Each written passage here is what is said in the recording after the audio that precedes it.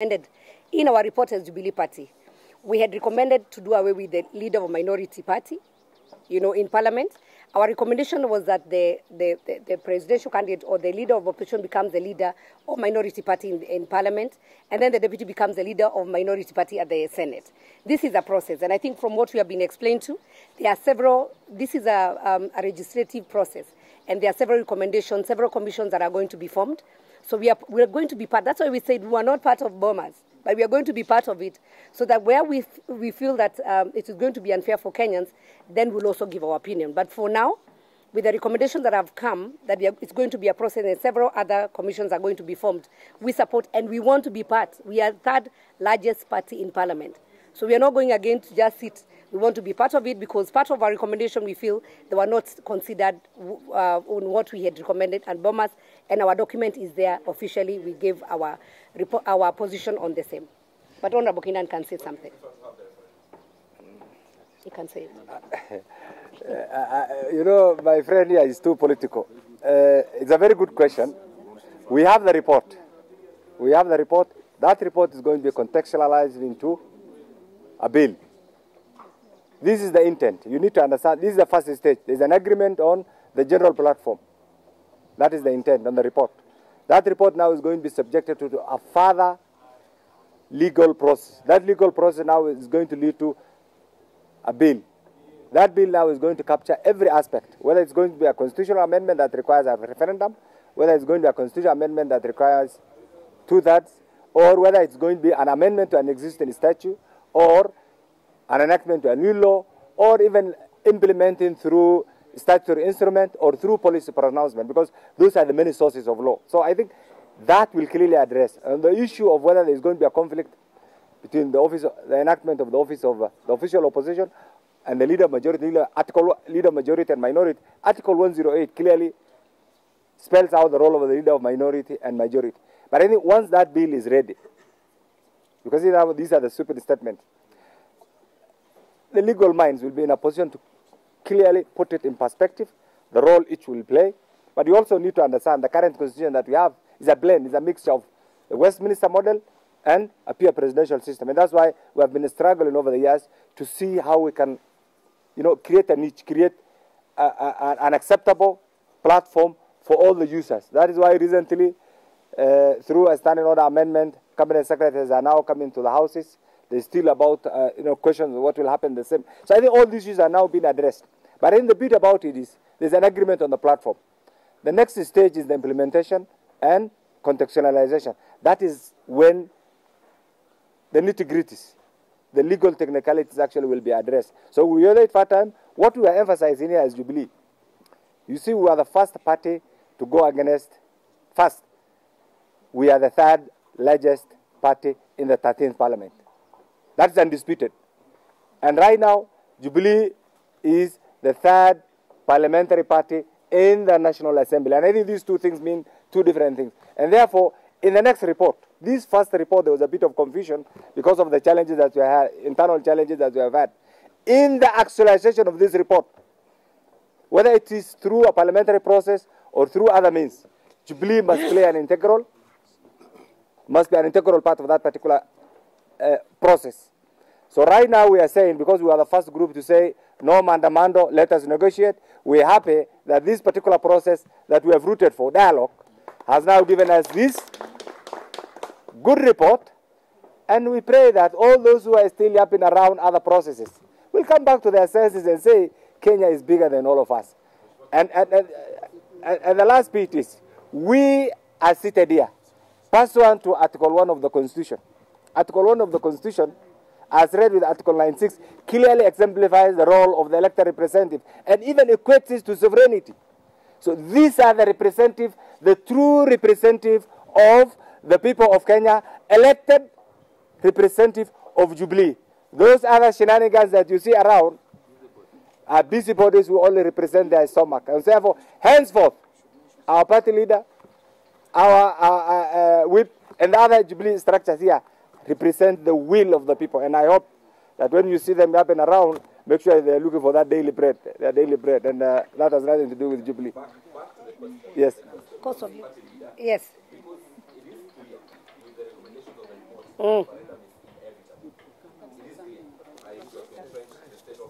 Yes. Well, on when it will depend with the process, because the process might take a long time, but we also appreciate that the cost of living is a reality. This might not be the best time, and so we are going to consult further. But for now, with the current cost of living, of course, the referendum is not recommended now. Though we appreciate it's going to be a process, and we are open to that kind of negotiations to see how it's going to be done. But for the current position as it is, referendum is not recommended now. Thank you. Yeah, I would just like, I was just arising to address the matter that you asked concerning whether this is the right time for a referendum. As a political party and as the third largest party in the National Assembly, we are aware that the current economic situation does not allow for a referendum, and that Kenyans are focused on the cost of living, and also the president and all other players in both political and also economically speaking. This may not be the right time. So as a party, we are willing to engage other players as a third largest force, but we have a feeling, and it's a matter that we have discussed, that this may not be the right time for a referendum because Kenyans are focusing on the cost of living. Thank you. So we want somebody to speak, Honorable Sarah Korea, just to say a summary in Swahili. Okay, yeah. Yes, thank you. Wangwana, tunasema hapa kama chama cha Jubilee, ambayo ni chama cha tatu kubwa katika bunge. Na sio kubwa tu, ukitazama sura ya chama cha Jubilee, utaona sura ya Kenya. Kutoka pwani hadi bonde la ufa, kutoka mashariki hadi magharibi, kutoka kusini hadi kaskazini, wote tumewakilishwa. Utapata pia hapa tuko na wafugaji, tuko na wakulima, tuko na wakusanyaji na wawindaji. Kwa hivyo ni chama ambayo imebeba kila mtu. Tuko na walio wachache na walio wengi katika taifa la Kenya. Na swala ambalo linatufurahisha kama chama cha Jubilee ni kwamba tuliweza kuweka katika memorandum yetu masuala ya hali ya maisha ilivyo kwa Wakenya sasa hivi. Na baadhi ya neno ambayo tumetilia mkazo kama chama ni kwamba sharti kongamano hili lizingatie jinsi ya kulete hali ya maisha ambayo imekuwa ngumu sana kwa Wakenya, iangaziwe ili Wakenya wapate nafuu.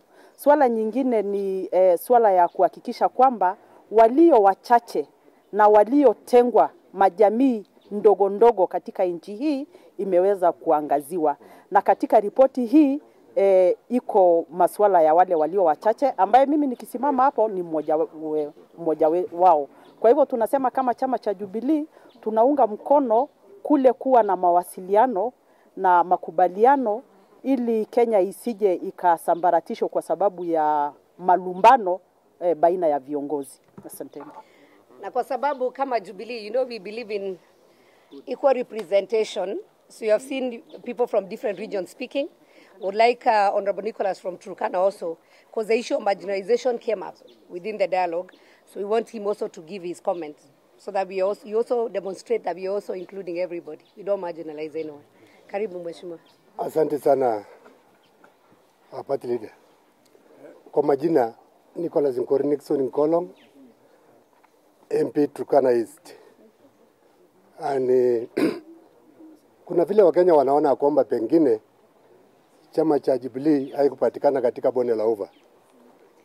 Mimi nikisimama hapa hivi nimechaguliwa katikati ya Jubilee kutoka bonde la ufa na kaunti ya Turkana. And out of those 8, kwa hiyo kaunti 8, mimi na Honorable Menene tuko hapa tuchaguliwa katika tikiti ya chama cha Jubilee. Yangu tu ni kushukuru rais wetu na kiongozi ya Azimio Raila Amolo Odinga kwa ile kamati mbili ambayo ilipewa nafasi ya kutoa ile ripoti ambayo iko mbele yetu za hizi. Na tunashukuru kama wafugaji, na sisi tunashukuru kama Waturkana kwa sababu sisi ni wale tumeachwa nyuma kimaendeleo. Na kulingana vile ripoti imetokezea ni kwamba nafikiri kwa wakati huu hata sisi Mheshimiwa Korere ameongelea hapa juu ya wale wachache. Na sisi ni wengi lakini tumebaki nyuma kimaendeleo, lakini kulingana na hii ripoti tunaonelea kwamba tutafaidika kama hii ripoti itaangaliwa vile imetolewa. Kitu kingine ni kwamba umoja ya nchi, kwa sababu tukiwa na ofisi ya upinzani katika bunge la taifa ama katika nchi, nafikiri watu wote watakuwa, baada ya kura yote ikifanyika, kila mtu atafurahia, kwa sababu hakuna ile kusema kwamba ile anashinda ndio anaenda na kila kitu. Itakuwa kila mtu anafuata nafasi yake, yule alipita na yule mwingine ambaye alikuwa ya pili, kwa sababu katika nchi, hata ukiona katika uchaguzi 3 zilizopita, ilikuwa kwamba yule anaongoza anakaribia na yule mwingine. Kwa hivyo nchi ilikuwa imegawanyika katikati. Kwa hivyo tukiwa na hiyo ofisi ya opposition, itakuwa nafasi kubwa zaidi sisi wote tukiwa kwa serikali. Kwa hivyo ni shukrani kubwa na nashukuru sana na asante sana. As a party, I think we have deliberated on this issue, and our stance from the beginning has been very clear that we were for the idea of a dialogue rather than demonstrations to address on the issues that are affecting the country, both politically and socially. And we are in the process of going through the report to see what the National Dialogue have come up with. And we're very glad that the issue of cost of living is adequately addressed on this matter. And the issues that are political will also be addressed and discussed further, so that once we are at the level of implementation, we will know the way forward. But as a party, we're happy. We're in support of this process, and we will try our best to ensure that the country gets the best solution for the problems that we have. Thank you very much.